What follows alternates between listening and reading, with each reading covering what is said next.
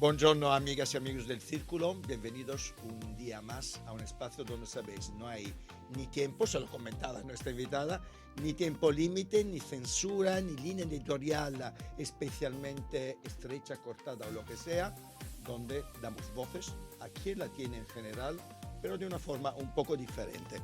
Y hoy tengo, por fin he conseguido tener aquí, una política que todo el mundo conoce, que es Irene Montero, eurodiputada, una de las voces más visibles del feminismo institucional y activista, defensor de los derechos sociales, referente a los debates sobre igualdad, justicia social y modelos de gobernanza del siglo XXI. Queremos escucharla hablar de todo lo que ahora mismo es actualidad, desde corrupción, polarización. ¿Qué va a pasar con la izquierda de este país? Que siempre, sabéis, a mí me marea un poquito, porque siempre son como olas que habrá que definir por dónde van en las próximas citas electorales. Hablaremos también de la desconfianza institucional y, cómo no, vamos a hablar también de la corrupción, ¿no? Y yo voy a empezar por ahí. Irene, Venga, buenos días. buenos ¿Cómo días. estás? Bien, muy bien. Muy Pues honrada mira, de estar aquí. Y con unas evidentemente las vistas vistas brutales del Círculo de Bellas Artes, digo siempre que espectaculares este de es un Madrid. lujo, este es un regalo, este programa.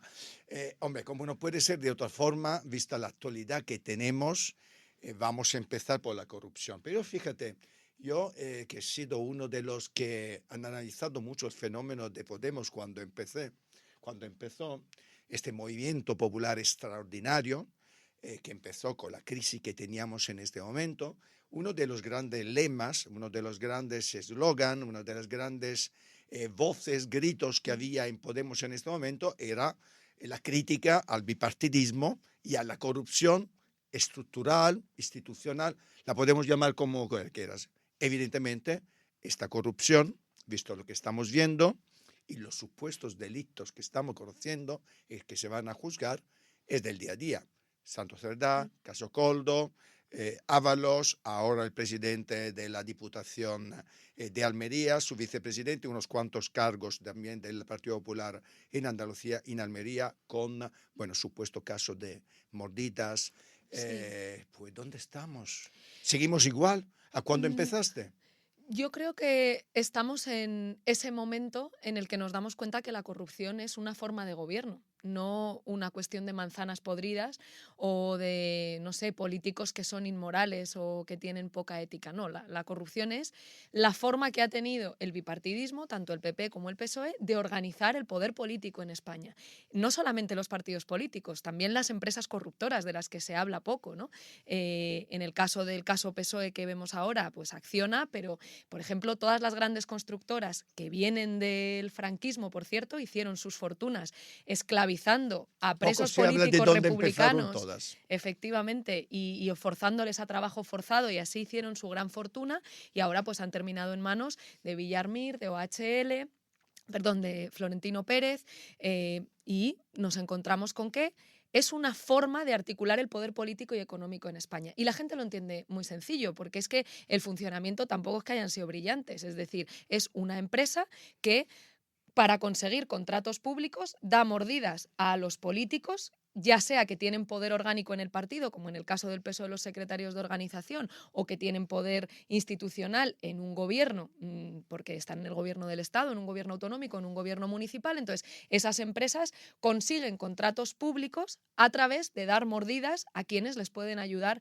a conseguirlos, ya sea mordidas que se van directamente a esos políticos o financiando legal, alegal o ilegalmente, como en el caso del Partido Popular, a la propia estructura del partido, porque a esas empresas les conviene que esos partidos sigan gobernando para que les puedan seguir dando contratos públicos a cambio de mordidas. Es una forma también, es un gran robo, porque es una forma de desposeer la riqueza de la gente que paga a través de sus impuestos, esforzándose mucho y trabajando mucho, esa riqueza que debería revertir en la gente, servicios públicos, sanidad pública, educación pública, no termina en lo común, sino que a través de ese robo, de esa forma de desposesión, que es la corrupción, pues tú tienes una riqueza que la gente crea con su trabajo, paga impuestos y a través de ello, pues ese dinero se termina yendo en forma de contrataciones de obra pública a esas empresas. Entonces, aquí yo creo que la clave es terminar de destruir ese sistema organizado de corrupción como forma de gobierno, porque nosotras hemos demostrado que se puede Pero, gobernar sin corrupción. ¿cómo se hace? ¿Cómo se hace? Porque evidentemente tú has estado en gobierno, tú has sido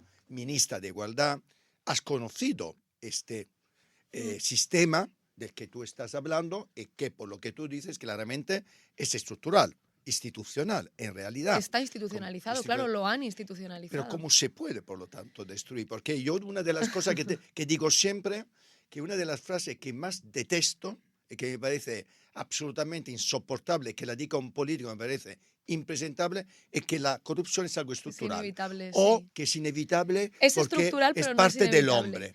A Yo mí me creo parece que una gilipollez, me vas a permitir, sí, monumental. claro que Porque yo he sí. conocido muchos políticos y muchas personas que no son ni corruptas, ni ladrones, ni chorizos. Lo que pasa es que para que pueda seguir funcionando la corrupción, la gente tiene que creer que no hay alternativa y, por tanto, resignarse y no hacer política, no involucrarse en la política. Ese no se puede cambiar, es el clásico argumento Por de la supuesto. antipolítica. Si las cosas no se pueden cambiar, aunque sean injustas, aunque sean insoportables, aunque sean violentas, si nada se puede cambiar, entonces ¿para qué vamos a hacer política? Si lo que ha hecho el bipartidismo y las grandes empresas de este país es institucionalizar la corrupción como forma de gobierno, la forma de evitarlo es cambiar la institucionalidad. Y por eso necesitamos en España una izquierda fuerte, porque para enfrentarse al poder económico y político bipartidista hace falta izquierda. Ya hemos visto de lo que es capaz la derecha. La derecha en este país es una derecha golpista, es una derecha que se acostó franquista, se levantó demócrata y que la democracia le sirve mientras ellos ganen. Cuando ellos no ganan, utilizan todas las prácticas de guerra sucia, judicial, mediática, política, para seguir siendo los dueños del cortijo. Pero es que frente a ese poder golpista y antidemocrático, el Partido Socialista no puede. Es como si todo el rato les estuviese llamando a la puerta diciéndoles, oye, ¿me aceptáis a mí también en el sistema? Y cuando el PSOE le da la mano a esa derecha, pues la derecha les termina cogiendo el brazo y al final nada cambia.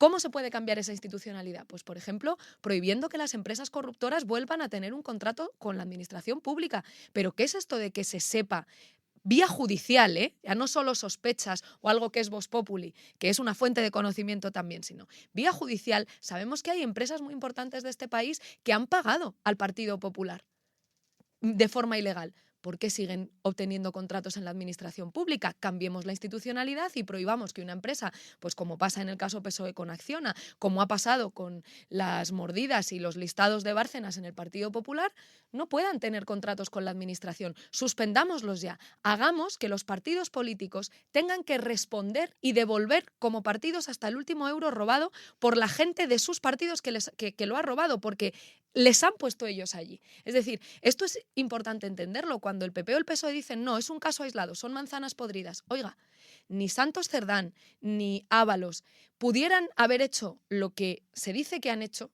si no es porque son secretarios de organización. Es decir, es una cuestión estructural. Eso no quiere decir que todas las personas del PSOE sean corruptas. Quiere decir que es la estructura del Partido Socialista lo que permite que se pueda ejercer esa corrupción, porque era su influencia lo que les daba esa posición de poder para poder ser interlocutores con las empresas corruptoras, que ellos podían llamar a cualquier ayuntamiento, a cualquier comunidad autónoma Irene, y ordenar tú has esos estado contratos. En el gobierno, Sí, además claro. ministra. Estoy absolutamente segura, no sé si oficialmente, institucionalmente, comiendo, cenando o directamente en un comité de ministro, en un consejo de ministros, estoy seguro que alguna vez este tema ha salido, o más de una vez. Es que nos echaron antes de que, Vale, de que no ha nosotras lo salido. conociéramos. La duda Vale, es si el porque mi presidente del pregunta- gobierno lo conocía. Mi pregunta no hablaba necesariamente del caso ni Cerdá, no, hablaba del De tema la de la corrupción en corrupción en general. general. Porque vosotros lo que sí habéis dicho y habéis ¿Sabes demostrado lo que pasa? Que teníamos Podemos no ha muchos tenido temas, ni un caso. Euprepio. No, Estábamos peleando el escudo social, vivienda, las leyes feministas. Entonces, pero me quieres decir que de este tema no se habla. seguramente En tu hayamos, etapa, por lo menos. seguramente hayamos hablado, pero digamos No de forma que centrada. que además tenemos diferencias en cómo abordarlo, porque nosotras creemos que la corrupción no se despacha con titulares. Creemos que de verdad hay que tomar medidas que impidan a las empresas ser parasitarias y robarle los ¿Y por qué impuestos no a la se gente a partir de ese... porque te hago una pregunta tonta, evidentemente, porque es una pregunta retórica, ¿por qué no se han tomado? ¿Por qué no se toman? Pues porque necesitamos que la gente que quiere acabar con la corrupción tenga más fuerza. En este país yo creo que si algo ha quedado demostrado en estos años es que las transformaciones se hacen por la izquierda. y que precisamente, de hecho, si estamos en esta situación, en esta legislatura, es porque durante muchos años la gente en España ha votado insistentemente izquierda y transformación y cambios, pero desgraciadamente la socialdemocracia en este país se ha pasado los últimos años más preocupada de desactivar a la izquierda, de decir que las feministas habíamos ido demasiado lejos y molestábamos al presidente del gobierno, de decir que hacíamos ruido, que no es tiempo de pancartas, que, como dicen ahora otros, ¿no?, más cabeza y menos pureza. O sea, como que en el momento en el que la izquierda ha tenido más poder en España desde la Segunda República en 100 años y que además eso está posibilitando grandísimas transformaciones en derechos feministas, un escudo social, intervención del precio de necesidades básicas. Eso hace 10 años se consideraría bolivariano y ahora se ha demostrado que es la mejor forma para garantizar derechos. Topar el precio de las mascarillas, topar el precio al gas. Justo en ese momento viene no solo la derecha, sino también la socialdemocracia a decirnos que todo lo que hacemos la gente de izquierdas para avanzar en derechos está mal. Ir a coger una pancarta, hacer ruido, tener ideas de izquierdas, y que lo que tiene que hacer la izquierda es dejar de ser izquierda. Bueno, pues de esa manera le abrimos la puerta a la derecha. Yo creo que la forma de que en este país se hagan las transformaciones que ni el PP ni el PSOE quieren es tener una izquierda fuerte y con capacidad para ejercer ese Vamos poder. a hacer un poco de autocrítica, porque Venga. a mí me encanta. Además, fíjate que yo me acuerdo todavía, yo siempre, como anécdota, yo me acuerdo mucho de mi abuelo. Yo vengo de una familia muy humilde, de gente del campo. Soy el primero que ha estudiado de 55 primos, con eso te he dicho todo. Y mi abuelo me decía siempre, tú tienes que ser comunista, pero liberal. Y yo no lo entendía, claro, era un niño. Estaba estudiado, tenía 11 años, y digo, ¿y esto qué es, no? Esto de ser comunista, digo yo, no lo entendía. Pero mi abuelo, que era listo, aunque no tenía cultura, no había estudiado, me decía, no, tú lo que tienes que hacer es hacer política progresista, es decir, trabajar para la gente más pobre, porque tú eres listo y vas a poder estudiar.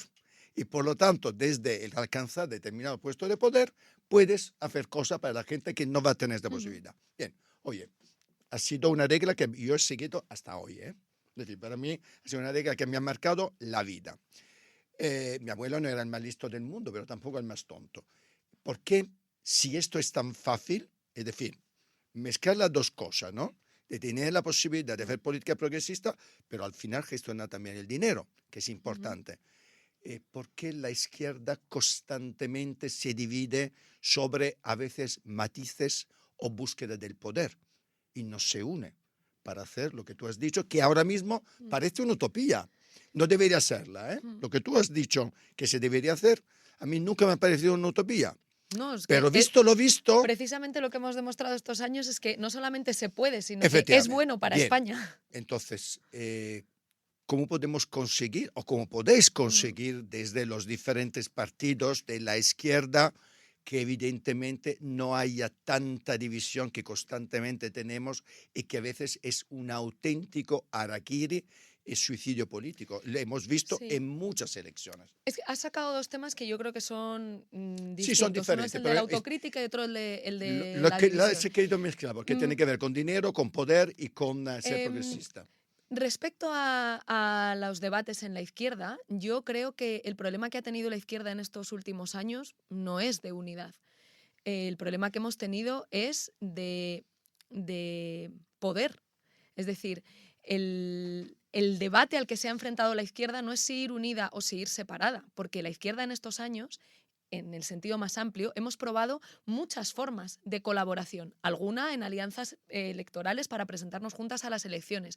Otra, como en el caso de Unidas Podemos con Esquerra Republicana y Bildu, nunca nos hemos presentado juntas a las elecciones, pero hemos tenido una alianza estratégica en la legislatura del primer gobierno de coalición, que es la responsable de todos los avances sociales en derechos feministas, en lucha contra la desigualdad, escudo social, que se han aprobado en esa legislatura y que se han aprobado hasta ahora, porque la siguiente legislatura que ha venido, desgraciadamente, ha significado el freno a eso, ¿no? Entonces, en estos años, la izquierda ha aprobado muchas formas de colaborar y de trabajar juntas. No hemos tenido un problema de unidad. De lo que hemos tenido un problema es de ejercicio del poder. Porque el gran debate que se ha planteado la izquierda es si basta con tener un programa electoral muy bonito, pero luego, cuando tienes el poder, tienes que hacer lo que dice el PSOE y tienes que desactivar tu poder para que se siga haciendo lo que se ha hecho siempre, o si estás dispuesto a asumir el coste político y personal de hacer lo que ni PP ni PSOE quieren. Estás hablando Bueno, de, es que de la de una operación Sumar sigla es que eso. están en el Es gobierno en decir, este momento. yo creo que la gente, a lo mejor al principio de esta legislatura podía pensar, bueno, pues qué más da con Podemos que sin Podemos, al final todo va a ir igual, pero la realidad es que desde que echamos a Rajoy, Pedro Sánchez y España solo hemos tenido presupuestos generales del Estado con la izquierda fuerte, con el feminismo fuerte y con Podemos en el gobierno. Ujú. Solo ha habido presupuestos generales del Estado desde que echamos a Rajoy con Podemos dentro del gobierno. Y eso quiere decir que la izquierda tiene que ejercer su poder para que se den las transformaciones. Y desgraciadamente, cuando la izquierda ha conseguido esas transformaciones, la ley solo sí es sí, la reforma de la ley del aborto, la ley trans, la ley de vivienda, siempre ha contado al principio con la oposición del Partido Socialista. Si por eso nos echaron, si lo grave en este país ha sido que cuando hemos conseguido una cosa histórica, que es que en este país pudiese gobernar la izquierda y no solo el PP o el PSOE, el Partido Socialista, en lugar de entender que la forma de avanzar en derechos era seguir fortaleciendo esa alianza entre la socialdemocracia y la izquierda, han estado más preocupados de acabar con su izquierda y de dirigir sus cañones mediáticos y políticos contra la izquierda, diciendo eso, que hacíamos ruido, que éramos un problema en el gobierno, que molestábamos a los amigos de 40 y 50 años, que habíamos ido demasiado lejos. ¿Y sigue siendo Las así desde tu punto feministas, de vista o ha cambiado pues también la actitud del Partido Socialista en relación a estos temas? yo creo que esa es la decisión política más importante que le estamos pidiendo tomar al Partido ¿Y Socialista. ves Sobre todo posibilidades? después de haber demostrado que ellos consiguieron echar a Podemos del gobierno. Pero lo que ha venido después es una alfombra roja para la extrema derecha, porque cuando tú no haces políticas sociales, cuando no eres capaz de afrontar ninguna transformación social, cuando le dices a la izquierda que tiene que dejar de ser izquierda para que el país vaya bien, lo que tienes es, bueno, pues un pacto del Consejo General del Poder Judicial con el Partido Popular, tienes recortes, tienes una política de guerra que está haciendo el mayor aumento de gasto militar de la historia, tienes complicidad con el genocidio y tienes una política de vivienda cómplice con los rentistas, cómplice con los grandes fondos buitre, que no es capaz de resolver los problemas de Pero la gente. entiendo que todo esto está relacionado con los temas económicos. En Por supuesto. los temas más, por ejemplo, has mencionado Gaza, has mencionado algunos temas más internacionales, si quieres, más de geopolítica, estarás de acuerdo que en cambio estáis alineados.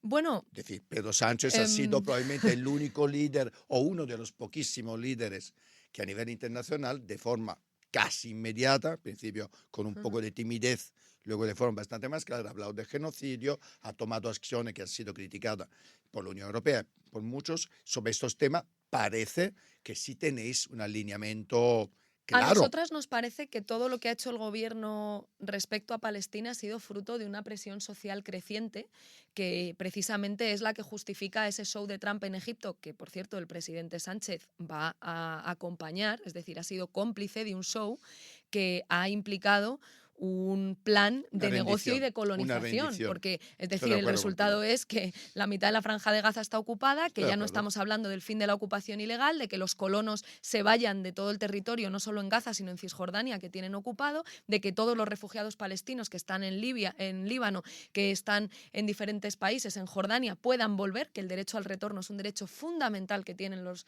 palestinos y las palestinas desde el año 48. Es tremendo que empezó esa ocupación ilegal del territorio palestino, por tanto, que es la fundación misma del Estado de Israel. Por tanto, nosotras somos muy críticas con este gobierno, porque no nos vale que el gobierno diga, no, es que somos los más valientes de Europa. Oiga, mire, todos los gobiernos de Europa están siendo cómplices del Estado genocida de Israel, aunque sea por la sumisión a Estados Unidos, que es el principal aliado. Europa sigue siendo el principal socio comercial de Israel. Usted no puede hacer un embargo de mentira. Lo que ha hecho el gobierno es un embargo que permite que sigan pasando barcos cargados de material militar para Israel. Entonces, eso es tomar el pelo a la gente. Y yo creo que gobernar no es hacer titulares, gobernar no es aparentar, gobernar es asumir la responsabilidad de que las cosas pasen. Y gobernar no es hacer lo que quiere la gente. Gobernar es hacer que pasen las cosas y convencer a la gente de que hay cosas que tienen que pasar. Hablabas de la política económica, pues es otro punto en el que yo creo que hay mucha hipocresía, porque la economía de un país, se lo decía el otro día Ione al presidente, no son las cifras macroeconómicas, es la economía de sus familias. Entonces, cuando hay gente que está pagando el 70% de su salario en Madrid o en Barcelona para pagar el alquiler, cuando el informe FOESA te está diciendo que la mitad de la gente que vive de alquiler está en riesgo de pobreza, que el precio del transporte, de la comida y de la energía está llevando a la gente a una precariedad insoportable. Tú no puedes decir que España va como un cohete. No solamente es una hipocresía, es yo creo, una falta de comprensión de lo que significa gobernar. Y sin embargo, te lo digo también, digamos, siendo consciente de que desde profundas diferencias somos capaces de llegar a acuerdos y que cuando hemos gobernado y hemos conseguido llegar a acuerdos, por ejemplo, en las leyes feministas o en la intervención de los precios del alquiler, si es que mientras gobernó Podemos, la mayoría de la legislatura los precios estuvieron intervenidos y se congelaron los precios del alquiler y bajaron un 4,5%. Y cuando el PSOE levantó ese tope y esa congelación, subieron los precios un 5,6%. Lo cual quiere decir que intervenir el mercado funciona. La primera vez que propusimos el tope al gas, Teresa Rivera nos llamó hipócritas y luego se convirtió en la solución ibérica. Entonces, pues en materia económica yo creo que el Partido Socialista siempre, en general, ¿no? El Partido Socialista siempre prefiere que las cosas se queden como están. Y cuando ve que le están criticando, hacer un titular para aparentar. Nosotras yo creo que hemos sido capaces de generar las condiciones para poder acordar con el propio Partido Socialista cosas que ellos no quieren hacer pero que son buenas. Y creo que hay que ir más allá, que hay que hablar, por ejemplo, de nacionalizar, de recuperar para lo público empresas que eran públicas, como Repsol, y que han sido privatizadas. Y que la privatización ha supuesto un desastre económico y que Repsol sea una de las empresas más contaminantes del planeta, porque no la recuperamos para lo Irene, público. he empezado en esta entrevista recordando de una forma, yo diría incluso un poco nostálgica, el 15M, ¿no? Me gustaría saber, para ti, personalmente, no solo políticamente, personalmente, ¿qué queda de este movimiento, de ese movimiento? ¿Y qué trampolín puede ser este recuerdo o esta nostalgia, como le he llamado yo, para mí, cara a futuro y especialmente cara a las próximas citas electorales que tenemos ya? Es que es un proceso vivo, Eupropio, desde mi punto de vista. Pero Mira, la gente no lo vive desde así, ¿eh? puede ser, Irene. pero bueno, pues Yo sí, yo porque te aporto digo, esta visión distinta. Yo creo que este es un momento en el que lo viejo no acaba de morir y lo nuevo no acaba de nacer. Eso es una frase de Gramsci, que es un gran, tú lo sabes, hombre, un gran teórico y activista de las sí, filas de la que sigue transformación más vivo social, que nunca en su comunista, por supuesto. pensamiento. Y creo que esa es la realidad. Estamos en un momento en el que el 15M supone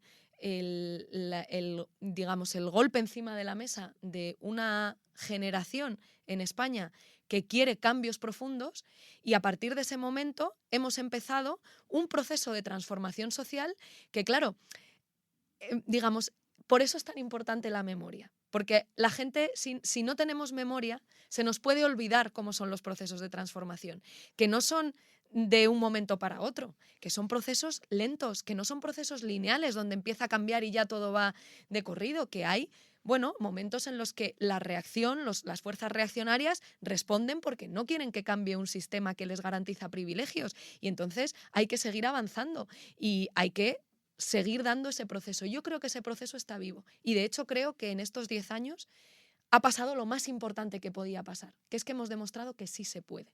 Ese gran lema, que era un lema, bueno, viene de mucho antes, ¿no? Pero que en España trae con mucha fuerza a la plataforma de afectadas por la hipoteca, es el gran mensaje social de la izquierda y de las feministas en estos Pero ¿no años. tienes Sí la se puede. impresión, Irene, que se podía haber conseguido mucho más? Bueno, es que para eso son los 10 años siguientes. Hacemos un poco de autocrítica, ¿te apetece? Sí, pero solo una cosa. En los últimos 100 años, la izquierda nunca había gobernado. En estos años hemos llegado de la nada, del móntate un partido si quieres cambiar las cosas de Cospedal, a gobernar. Primer gobierno de coalición, costó 4 elecciones generales. Y se han hecho muchas transformaciones. Pues ahora con esa experiencia acumulada, también de cómo es la reacción, de cuál es el precio político Pero que se hablamos paga, entonces de futuro. de cuál es la guerra sucia. Claro, ahora Bien. en los 10 próximos años, Podemos y el feminismo y la izquierda Pero tenemos que ser más útiles de lo que ¿estás hemos sido. contenta de lo que he conseguido o tienes, por esto pido también un poco de autocrítica, ¿no? Y hablo de la división de la izquierda. ¿Estás realmente, pero realmente, contenta con lo conseguido o crees que se podría haber conseguido ya? Lo que hablamos de futuro porque me apetece Yo no soy mucho. autocomplaciente. Yo, hasta que no consigamos erradicar todas las formas de violencia contra las mujeres, hasta Bien, que no consigamos que haya ahí quiero precios llegar. justos en la vivienda, Muy bien. hasta que no tengamos una red de supermercados públicos donde se pague de forma justa a los productores, a los ganaderos, a los agricultores, y también haya precios justos para las familias, hasta que no haya un precio justo del gas, yo no voy a estar satisfecha. O sea, yo, digamos, creo que lo que no nos pueden arrebatar de ninguna manera es el derecho a soñar, es decir, el derecho a creer que otro mundo es posible. Yo no le quiero dejar esta mierda de mundo a mis hijos. Te lo digo con honestidad. Hablamos de futuro. Euprepio, claro. Hablamos de Entonces, futuro. Cuéntame un poquito, estamos cerca de citas electorales, ¿no? Y bueno, y ya veremos las generales cuándo serán, si en 2027 o cuando sea. Visto lo puede decir solo el presidente del gobierno. Háblame un poquito de qué estrategia tiene Podemos y de qué estrategia, si ya lo habéis empezado a hablar, tiene la izquierda de este país. A ver, porque es evidente que algo tiene que pasar. sí. Porque espero que no haya mucha división, espero que no haya una dilución de votos, espero que la famosa ley electoral española no. Es decir, estas son cosas que tenemos. Es decir, las limitaciones de las leyes electorales las tenemos ya.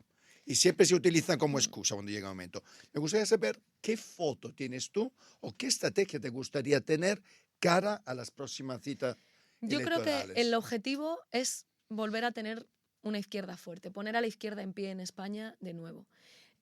Si eso se hace, van a poder ser posibles, van a seguir siendo posibles las transformaciones en España, y yo creo que vamos a tener el mejor de los escenarios posibles para la gente, porque, como tú decías, siempre la izquierda hemos soñado, pero gracias a estos años sabemos que se puede Claro. gobernar y hacer cosas que siempre nos habían dicho que eran imposibles. Esa es la tarea de la izquierda.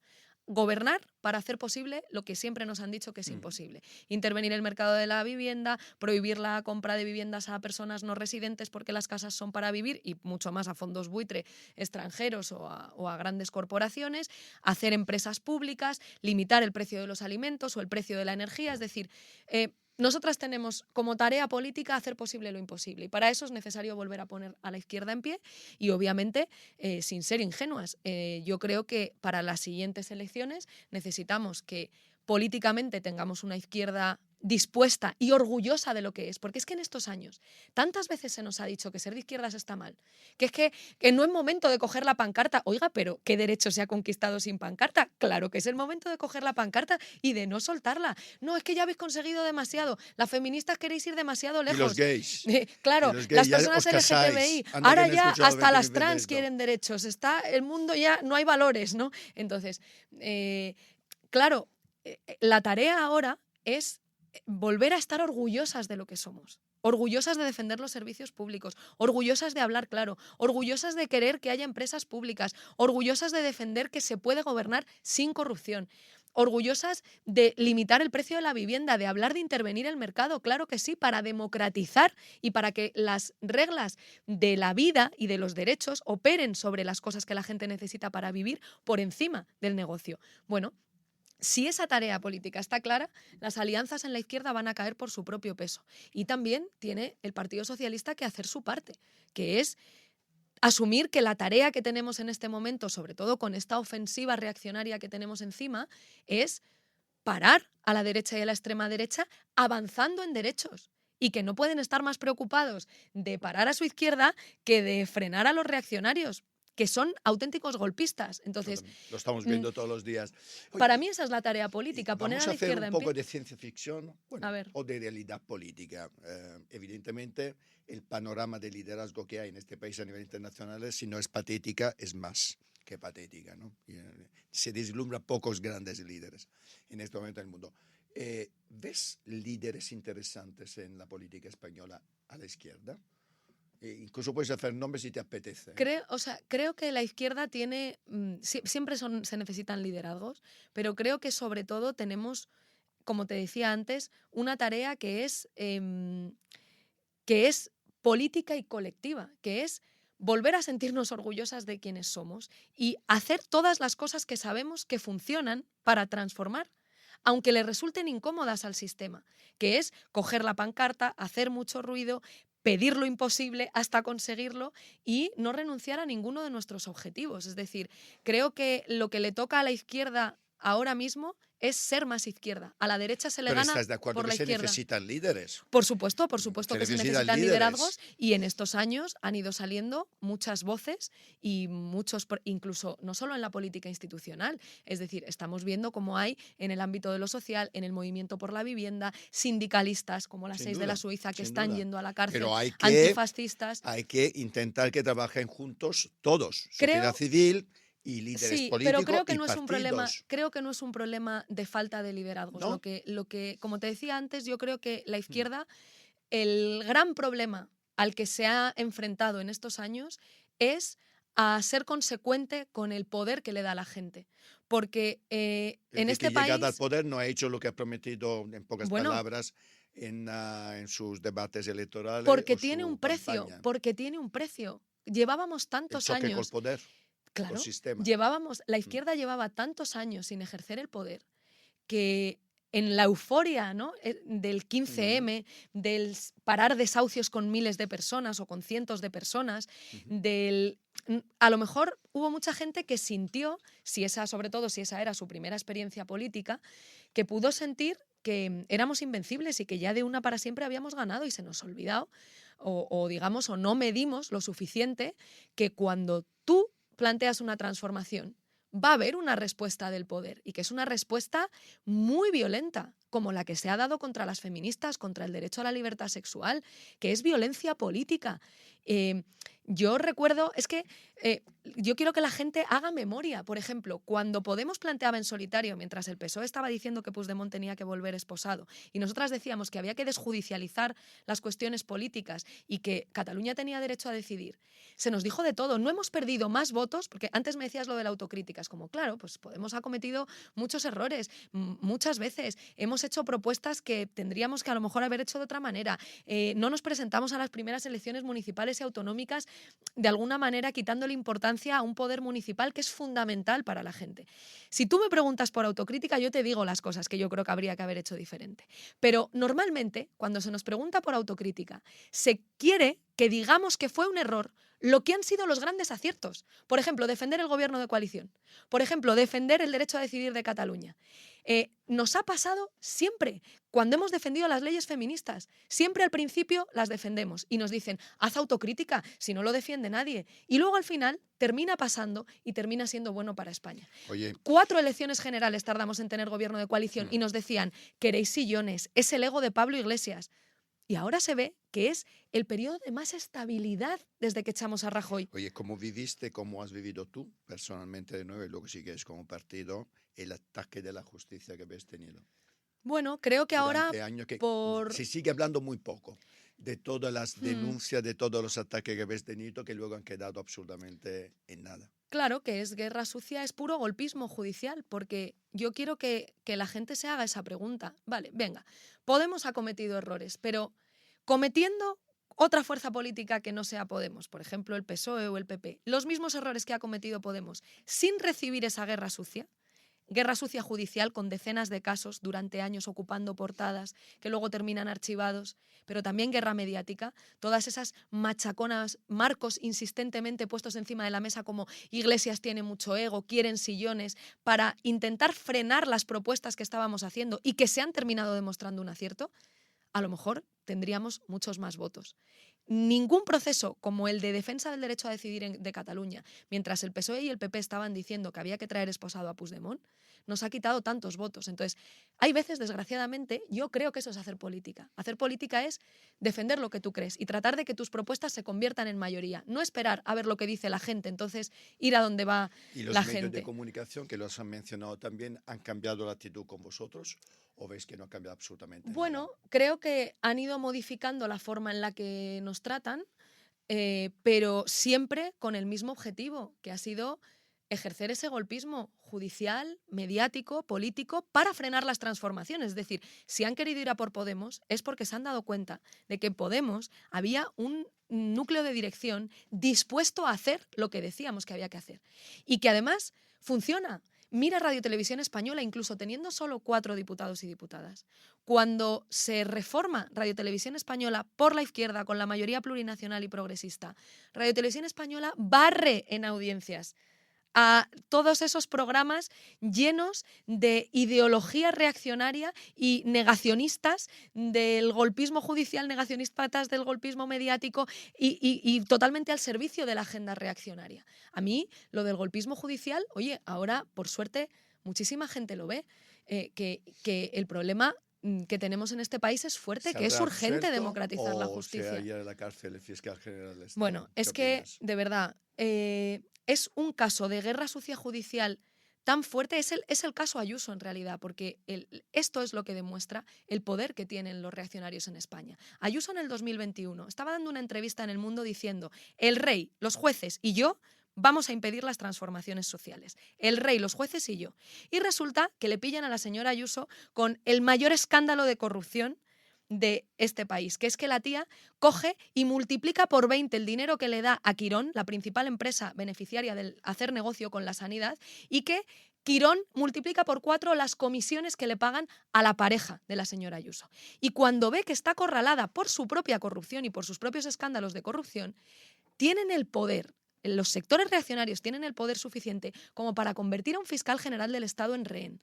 Por eso nosotras vemos con estupefacción que el Partido Socialista permita que eso pase y pacte con ellos el Consejo General del Poder Judicial. Especialmente contentos con claro, la imputación del fiscal general del Estado, evidentemente. Porque durante demasiado tiempo, cuando esa guerra sucia se hacía contra Podemos o se hacía contra los independentistas o se hacía contra los sindicalistas, creyeron que les beneficiaba electoralmente y les dejaron pasar. Entonces, ahora, o sea, yo lo digo en positivo, con esperanza, si ahora ya nos hemos dado cuenta de que es verdad que hay golpismo judicial, de que hay jueces haciendo política y tratando de que se han olvidado del principio básico de la democracia, que es que el Poder Judicial, igual que el Poder Ejecutivo o el Poder Legislativo, estamos para servir al pueblo, no para que el pueblo haga lo que nosotros queremos y para que en España pase lo que nosotros queremos. Que es que los jueces golpistas lo que están haciendo es eso, es decir, hay una ley que no me gusta, como la ley solo sí es sí, pues te monto una ofensiva judicial reaccionaria para impedir que el consentimiento esté en el centro del Código Penal.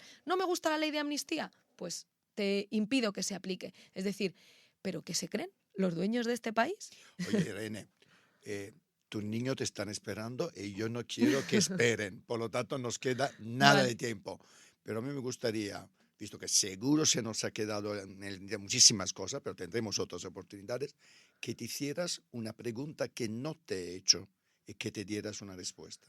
Ostras, que me haga yo una pregunta. Sí, No, házmela tú. De algo que no te he preguntado, pero que quieres que te pregunte.